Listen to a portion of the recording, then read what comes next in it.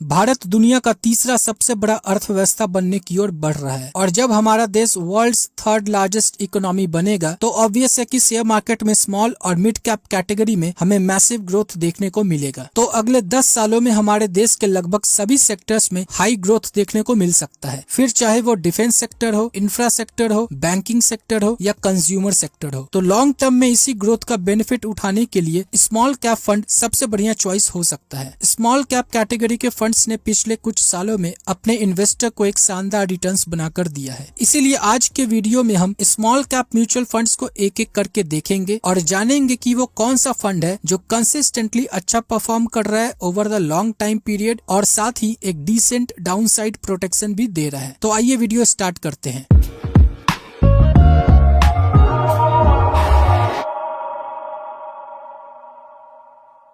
Market में total 29 small cap mutual funds हैं और किसी के लिए भी इनमें से कोई एक या दो बेस्ट म्यूचुअल फंड्स ढूंढ पाना बहुत ही ज्यादा मुश्किल का काम है। इसीलिए मैं इन सभी फंड्स को डिफरेंट रिटर्न्स और रिस्क पैरामीटर्स के बेसिस पर कंपेयर करूंगा। जैसे इन फंड्स का टोटल एसेट अंडर मैनेजमेंट कितना है, ये फंड्स कब लॉन्च हुआ था, यानी इन सभी फंड्स का टोटल एज कितना है, इन फंड्स ने अपने बेंचमार्क को बीट किया है या नहीं, इन फंड्स का पास्ट परफॉर्मेंस जिसमें हम इन सभी फंड्स का ट्रेलिंग रिटर्न और रोलिंग रिटर्न दोनों को शामिल किया है। हमने रिटर्न के साथ साथ रिस्क को भी उतना ही इंपॉर्टेंस दिया है और हमने standard deviation, Sharpe ratio, expense ratio, alpha, beta, up market capture ratio और डाउन मार्केट कैप्चर रेशियो को भी कंसिडर किया है। तो इससे पहले कि हम आगे बढ़े, जल्दी से हम ये देख लेते हैं कि स्मॉल कैप म्यूचुअल फंड्स क्या होता है और किस टाइप के इन्वेस्टर्स के लिए ये कैटेगरी ज्यादा सूटेबल रहता है। शेयर मार्केट में जितने भी कंपनीज लिस्टेड है उन सभी कंपनीज को अगर हम मार्केट कैपिटलाइजेशन के हिसाब से रैंक वाइज देखें तो उनमें से टॉप 250 कंपनीज के बाद के जो कंपनीज आते हैं, यानी कि 250 फर्स्ट पोजीशन के कंपनी से लेकर नीचे की सभी कंपनीज को हम स्मॉल कैप कंपनीज कहते हैं। और स्मॉल कैप कैटेगरीज के म्यूचुअल फंड्स स्कीम्स इन्हीं स्मॉल कैप कंपनीज में इन्वेस्ट करते हैं। ये फंड हाउस आपके पैसों का मेजरली हिस्सा उन सभी स्मॉल कैप कंपनीज में इन्वेस्ट करते हैं जिसका मार्केट कैपिटलाइजेशन 5,000 करोड़ रुपए या उससे कम होता है। अगर आप अपने इन्वेस्टमेंट पर एक्सेप्शनल रिटर्न्स चाहते हैं तो स्मॉल कैप फंड्स आपको एक बेहतरीन रिटर्न्स बनाकर दे सकता है। लेकिन ध्यान देने वाली बात यह है कि इस एक्सेप्शनल रिटर्न्स के बदले आपको रिस्क ज्यादा लेना पड़ेगा, क्योंकि स्मॉल कैप फंड बहुत ही हाई रिस्क कैटेगरी में आता है और ये जितना जल्दी ऊपर बढ़ता है उतना ही जल्दी नीचे भी गिरता है। इसीलिए इस फंड में सिर्फ उन्हें ही इन्वेस्ट करना चाहिए जिनका रिस्क एपेटाइट काफी हाई है और वो लंबे समय तक इसमें बने रह सकते हैं, यानी कम से कम 5 से 7 साल का समय दे सकते हैं, क्योंकि लॉन्ग टर्म में स्मॉल कैप फंड्स अच्छा रिटर्न्स बनाकर दे सकता है। तो इस फंड में सिर्फ वही लोग इन्वेस्ट करें जो एक एग्रेसिव इन्वेस्टर्स हैं और जो इस फंड से रिलेटेड रिस्क को समझते हैं। और सबसे इम्पोर्टेंट बात की SIP सबसे बेस्ट तरीका है स्मॉल कैप में इन्वेस्ट करने का। अब हम एक एक करके सभी 29 स्मॉल कैप फंड्स को अलग अलग पैरामीटर के बेसिस पर कंपेयर करेंगे और देखेंगे कि कौन सा फंड सबसे अच्छा परफॉर्म कर रहा है। तो यहाँ पर सबसे पहला पैरामीटर है एसेट अंडर मैनेजमेंट, यानी कि टोटल AUM। किसी भी स्पेसिफिक म्यूचुअल फंड में लोगों के द्वारा इन्वेस्ट किया गया टोटल अमाउंट उस फंड का AUM कहलाता है। अब अगर किसी म्यूचुअल फंड का AUM 1,000 करोड़ से कम है तो इसका मतलब कि वो फंड काफी वोलाटाइल और रिस्की है और इसके साथ ही ऐसे फंड्स में हमें लिक्विडिटी का प्रॉब्लम भी आ सकता है। अब क्योंकि ऐसे फंड्स में बहुत कम लोगों ने अपने पैसे इन्वेस्ट किया होता है, इसीलिए कल को अगर मार्केट डाउन होने पर हम अपने फंड्स को बेचना चाहें तो हो सकता है कि उसके लिए हमें बायर्स ना मिले। तो ऐसे सभी फंड्स को हमें इग्नोर करना चाहिए। अगर इस लिस्ट को देखें तो यहाँ हमारे पास टोटल 4 ऐसे फंड्स हैं जिसका टोटल AUM 1,000 करोड़ रुपए से कम है। LIC, JM, क्वांटम और trust small cap mutual funds. तो हम ये चारों फंड्स को इस लिस्ट से रिमूव करेंगे, जिसके बाद हमारे पास अब टोटल 25 म्यूचुअल फंड्स रह गया है। अब नेक्स्ट पैरामीटर है एज ऑफ द फंड्स। यहाँ पर मैं उन सभी फंड्स को मार्क करूंगा जो अभी रिसेंटली 1-2 साल पहले ही लॉन्च हुआ है और जिनको आए हुए अभी 3 साल भी पूरे नहीं हुए हैं, क्योंकि हमारे पास इन सभी फंड्स का रिस्क और रिटर्न पैरामीटर्स का डेटा अवेलेबल नहीं है और हमारे पास ऑलरेडी कई सारे फंड्स हैं जो 5 या 10 साल पुराना है और एक अच्छा कंसिस्टेंट रिटर्न्स भी दे रहा है। तो इस लिस्ट में हमारे पास टोटल 3 ऐसे फंड्स हैं जो रिसेंटली लॉन्च हुआ है, बड़ौदा PNB PNB परिभाष, Mahindra Manulife and Motilal Oswal small cap mutual fund. तो मैं इन तीनों फंड्स को लिस्ट से रिमूव कर देता हूँ, जिसके बाद हमारे पास अब टोटल 22 फंड्स रह गए हैं। अब नेक्स्ट पैरामीटर में हम इन सभी फंड्स के ट्रेलिंग रिटर्न्स को उसके कैटेगरी एवरेज और बेंचमार्क के साथ कंपेयर करेंगे। यहाँ पर आप इन सभी फंड्स के रिटर्न को देख सकते हैं across 1 year, 3 year, 5 year, 7 years और 10 ईयर्स में, यानी कि पिछले 1 साल, 3 साल, 5 साल, 7 साल और 10 सालों में इन फंड्स ने कैसा रिटर्न दिया है वो आप यहाँ देख सकते हैं, जिसमें इन सभी हॉराइजन में इन फंड्स के डायरेक्ट ग्रोथ रिटर्न के साथ उसके कैटेगरी एवरेज और बेंचमार्क रिटर्न को देख सकते हैं। तो यहाँ पर हमने इन फंड्स के उन सभी हॉराइजन के रिटर्न्स को रेड मार्क कर दिया है जो अपने कैटेगरी एवरेज और बेंचमार्क दोनों को बीट नहीं कर पाया है। यहाँ पर एक बात आपका समझना बहुत जरूरी है कि किसी भी फंड के लिए ये बहुत मुश्किल होता है कि वो हमेशा अपने सभी हॉराइजन में अपने बेंचमार्क को बीट करे और उससे अच्छा रिटर्न बनाकर दे। लेकिन हाँ, उस फंड को अपने मैक्सिमम हॉराइजन में अपने बेंचमार्क को बीट करना होगा एक अच्छा फंड बनने के लिए। इसका मतलब ये है कि जैसे हमने यहाँ टोटल 5 हॉराइजन के रिटर्न को लिया है, 1 साल, 3 साल, 5 साल, 7 और 10 साल। अब इन 5 में से कम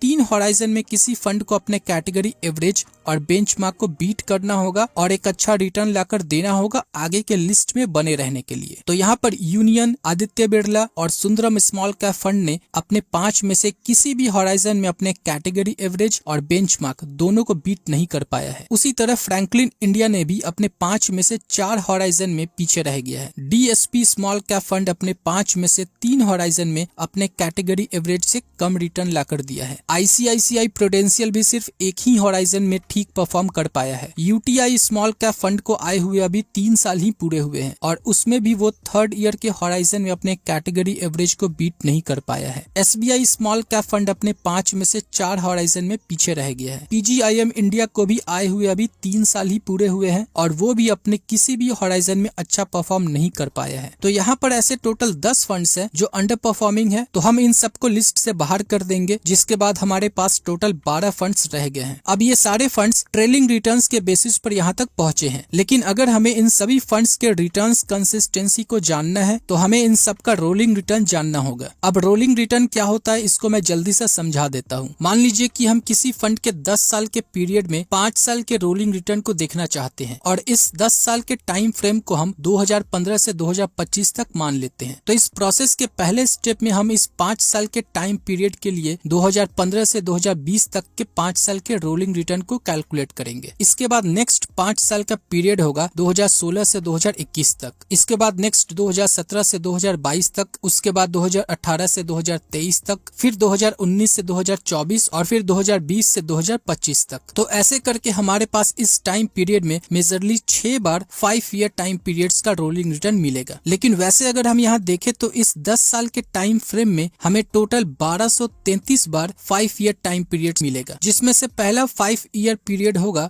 1 जनवरी 2015 से 31 दिसंबर 2019 तक। सेकंड 5 ईयर पीरियड होगा 2 जनवरी 2015 से 1 जनवरी 2020 तक, और ऐसा ही चलता रहेगा till the last possible 5 year period जो 1 जनवरी 2020 से 31 दिसंबर 2025 तक रहेगा। और इन सभी 1233 5 ईयर टाइम पीरियड के रिटर्न के एवरेज को हम रोलिंग रिटर्न कहते हैं, जिससे हमें किसी भी फंड के रिटर्न के कंसिस्टेंसी का पता चलता है। तो यहाँ हमारा नेक्स्ट पैरामीटर है रोलिंग रिटर्न। अब ये सारे फंड्स का लॉन्च डेट यानी इंसेप्शन डेट अलग अलग है, लेकिन इनमें से ज्यादातर फंड्स 5 साल पुराना है, इसीलिए यहाँ पर रोलिंग रिटर्न को कंपेयर करने के लिए हमने स्टार्टिंग डेट 1 फरवरी 2019 से लिया है। लेकिन ITI और बंधन स्मॉल कैप फंड को आए हुए अभी 5 साल पूरे नहीं हुए हैं, इसीलिए इन दोनों का रोलिंग स्टार्टिंग डेट को हमने 1 मार्च 2020 से लिया है। तो अगर हम यहाँ पर इन फंड्स के रोलिंग रिटर्न्स को इनके बेंचमार्क रोलिंग रिटर्न के साथ कंपेयर करेंगे तो यहाँ 3 ऐसे फंड्स निकल कर आ रहा है जो अपने बेंचमार्क रोलिंग रिटर्न को अपने सभी हॉराइजन में बीट नहीं कर पाया है, जिसमें से ITI स्मॉल कैप फंड ने तो अपने किसी भी हॉराइजन में अपने बेंचमार्क रोलिंग रिटर्न को बीट नहीं कर पाया है। इसीलिए इस फंड को हम इस लिस्ट से बाहर करेंगे, क्योंकि हमें ऐसा फंड चाहिए जो मैक्सिमम कंसिस्टेंसी के साथ अपने बेंचमार्क को बीट कर पा रहा हो। तो हमारे पास अब टोटल 11 फंड्स बच गए हैं जो पिछले 5 सालों में सबसे ज्यादा कंसिस्टेंसी के साथ रिटर्न दिया है। तो ये तो था रिटर्न्स का कंपैरिजन। ट्रेलिंग रिटर्न में बंधन ने 1st और 3rd ईयर में सबसे ज्यादा रिटर्न्स लाकर दिया है, वहीं 5th ईयर और 7th ईयर में क्वांट ने सबसे ज्यादा रिटर्न्स दिया है, जबकि 10th ईयर में निपॉन ने सबसे ज्यादा रिटर्न्स दिया है और क्वांट यहाँ पर दूसरे नंबर पर है। और रोलिंग रिटर्न में क्वांट ने अपने सभी हॉराइजन में सबसे ज्यादा रिटर्न्स लाकर दिया है और रिटर्न्स के मामले में इसके नजदीक में कोई दूसरा फंड नहीं है। अब तक आपने जितने भी स्मॉल कैप फंड्स के एनालिसिस के वीडियोस देखे होंगे उसमें से मुझे लगता है कि ये वीडियो सबसे ज्यादा इम्पोर्टेंट होगा आपके लिए। इसका रीजन मैं आपको बताता हूँ क्यों। देखिए, ये डेटा 12 जनवरी का है, जिस वक्त मार्केट बहुत स्लो हो चुका था और निफ्टी अपने ऑल टाइम हाई से करीब 11% लो पर ट्रेड कर रहा था। और जैसा कि आप जानते हैं कि जब मार्केट में थोड़ा सा भी करेक्शन आता है तो सबसे पहले स्मॉल कैप फंड्स पर इफेक्ट पड़ता है, मतलब सबसे पहले स्मॉल कैप फंड गिरता है। जब मार्केट सही चल रहा होता है तब तो सभी फंड्स अच्छा परफॉर्म करता है और हमें अच्छे रिटर्न्स भी लाकर दे रहा होता है। लेकिन जब मार्केट स्लो हो तब हमें असली पिक्चर देखने को मिलता है कि कौन से फंड मैनेजर इतने टफ सिचुएशन में भी खुद के परफॉर्मेंस को सस्टेन बनाए रखने में सफल रहा है। और इस थ्योरी के अकॉर्डिंग देखें तो ये 11 फंड्स बहुत अच्छा परफॉर्म कर रहा है, लेकिन अभी भी कई सारे पैरामीटर्स को कंपेयर करना बाकी है। तो नेक्स्ट स्टेप में हम इन सभी फंड्स के रिस्क पैरामीटर को एनालाइज करेंगे और देखेंगे कि इनमें से कौन सा फंड्स अपने रिस्क को बहुत अच्छे से मैनेज कर रहा है। यहाँ पर इन सभी फंड्स का Sharpe ratio, alpha, beta, standard deviation, expense ratio, up market capture ratio and down market capture ratio को देख सकते हैं। किसी भी फंड का शार्प रेशियो और अल्फा जितना ज्यादा होगा उसको उतना ही अच्छा माना जाएगा। यहाँ पर हमने एक रेंज लिख दिया है आपके समझने के लिए। वहीं बीटा, स्टैंडर्ड डेविएशन और एक्सपेंस रेशियो जितना कम होगा वो फंड उतना ही अच्छा होगा, जिसमें से बीटा को 1 से कम होना चाहिए और एक्सपेंस रेशियो का रेंज आप यहाँ देख सकते हैं। तो यहाँ शार्प रेशियो सबका 1 से ज्यादा है, सिर्फ कोटक को छोड़कर। शार्प रेशियो हमें किसी भी फंड के रिस्क एडजस्टेड रिटर्न्स को बताता है और यहाँ टाटा का शार्प रेशियो सबसे ज्यादा है 1.34, यानी ये फंड 1 यूनिट रिस्क के बदले 1.34 यूनिट का एक्स्ट्रा रिटर्न दिया है। अल्फा अगर देखें तो इन्वेस्को इंडिया का अल्फा सबसे ज्यादा है 7.43। जब कोई फंड रिस्क लेता है तो उस पर रिटर्न भी आना चाहिए और अल्फा वही एक्सेस रिटर्न को शो करता है जहाँ पर फंड ने एक्स्ट्रा रिटर्न जनरेट करा होता है एक्स्ट्रा रिस्क को लेकर। तो अल्फा जितना ज्यादा होगा उतना अच्छा। इसके बाद बीटा सबसे कम टाटा का है 0.7। बीटा से हमें किसी भी फंड के वोलेटिलिटी का पता चलता है। जहाँ पर ज्यादा रिटर्न होता है वहीं पर रिस्क भी ज्यादा होता है और ये बहुत जरूरी है कि हमें किसी भी फंड से एक कंसिस्टेंट रिटर्न चाहिए होता है, ना कि कभी बहुत ज्यादा और कभी बहुत कम। अगर किसी फंड का बीटा 1 से ज्यादा है तो इसका मतलब उस फंड में काफी वोलेटिलिटी है। स्टैंडर्ड डेविएशन सबसे कम एक्सिस स्मॉल कैप फंड का है 12.3। स्टैंडर्ड डेविएशन का मतलब है कि किसी भी फंड का रिटर्न उसके एवरेज रिटर्न्स के कंपैरिजन में कितना फ्लक्चुएट करता है। जैसे कि अगर किसी फंड का एवरेज रिटर्न 20% है और उस फंड का स्टैंडर्ड डेविएशन 5 है तो इसका मतलब उस फंड का रिटर्न 20-5 और 20+5 के बीच में फ्लक्चुएट करता है। तो जिस फंड का स्टैंडर्ड डेविएशन सबसे ज्यादा होगा वो फंड उतना ही ज्यादा अनस्टेबल और रिस्की होगा और स्टैंडर्ड डेविएशन जितना कम होगा वो फंड उतना ही स्टेबल और बढ़िया होगा। नेक्स्ट है एक्सपेंस रेशियो, यानी म्यूचुअल फंड कंपनीज को हम जो फीस देते हैं वो होता है एक्सपेंस रेशियो और ये जितना कम रहेगा उतना अच्छा। और यहाँ टाटा का एक्सपेंस रेशियो सबसे कम है 0.34%। नेक्स्ट है अप मार्केट कैप्चर रेशियो। इससे हमें ये पता चलता है कि जब मार्केट ऊपर गया था तो वो फंड कितना ऊपर गया। जैसे सपोज किसी फंड का अप मार्केट कैप्चर रेशियो 100 है तो इसका मतलब कि जितने परसेंट से मार्केट ऊपर गया उतने ही परसेंट से वो फंड भी ऊपर गया। अगर ये रेशियो 100 से कम है, मान लीजिए 95 है, तो इसका मतलब कि वो फंड ने मार्केट के कंपैरिजन में 5% कम रिटर्न दिया है। और अगर ये रेशियो 100 से ज्यादा है तो इसका मतलब कि वो फंड ने मार्केट से भी ज्यादा अच्छा रिटर्न दिया है। हमारे इस लिस्ट में बंधन का अप मार्केट कैप्चर रेशियो सबसे ज्यादा है 133। लास्ट है डाउन मार्केट कैप्चर रेशियो। इससे हमें ये पता चलता है कि जब मार्केट नीचे गिर रहा था तब मार्केट के कंपैरिजन में वो फंड कितना नीचे गिरा। अगर किसी फंड का डाउन मार्केट कैप्चर रेशियो 100 है तो इसका मतलब कि जितना मार्केट गिरा उतना ही वो फंड भी नीचे गिरा। और अगर ये रेशियो 100 से ज्यादा है तो इसका मतलब कि वो फंड मार्केट से भी ज्यादा नीचे गिरा, यानी वो फंड अपने रिस्क को बहुत अच्छे से मैनेज नहीं कर पाया। और अगर ये रेशियो 100 से भी कम है तो इसका मतलब वो फंड मार्केट से भी कम नीचे गिरा, यानी कि वो फंड अपने रिस्क को बहुत अच्छे से मैनेज कर पा रहा है। तो यहाँ इन्वेस्को इंडिया का डाउन मार्केट कैप्चर रेशियो सबसे कम है -8, मतलब ये फंड सबसे कम नीचे गिरा है। इनफैक्ट ये फंड बियर मार्केट में भी अच्छा और पॉजिटिव रिटर्न्स बनाकर अपने इन्वेस्टर्स को दे रहा है। तो ओवरऑल देखें तो यहाँ रिस्क पैरामीटर में टाटा बहुत अच्छा परफॉर्म कर रहा है। इसका शार्प रेशियो सबसे ज्यादा है, मतलब ये फंड बहुत ही अच्छा रिस्क एडजस्टेड रिटर्न्स जनरेट कर रहा है। इन्वेस्को इंडिया और बंधन के बाद सबसे ज्यादा अल्फा भी इसी फंड का है 7.14। बीटा तो इस फंड का सबसे अच्छा है, मतलब ये फंड बाकियों के कंपैरिजन में बहुत कम कम वॉलेटाइल और कम रिस्की है। एक्सिस के बाद सबसे कम स्टैंडर्ड डेविएशन टाटा का ही है 13.64। एक्सपेंस रेशियो भी सबसे कम इसी फंड का है और अप मार्केट और डाउन मार्केट रेशियो को भी ये फंड बहुत अच्छे से मैनेज कर रहा है। बंधन और इन्वेस्को इंडिया के बाद टाटा का अप मार्केट कैप्चर रेशियो सबसे ज्यादा और अच्छा है और इन्वेस्को इंडिया के बाद टाटा का डाउन मार्केट कैप्चर रेशियो सबसे कम है 32। तो रिस्क पैरामीटर में टाटा बहुत अच्छा परफॉर्म कर रहा है। तो अगर हम यहाँ इन तीनों चार्ट को कंपेयर करें यानी ट्रेलिंग रिटर्न, रोलिंग रिटर्न और रिस्क पैरामीटर को कंपेयर करें तो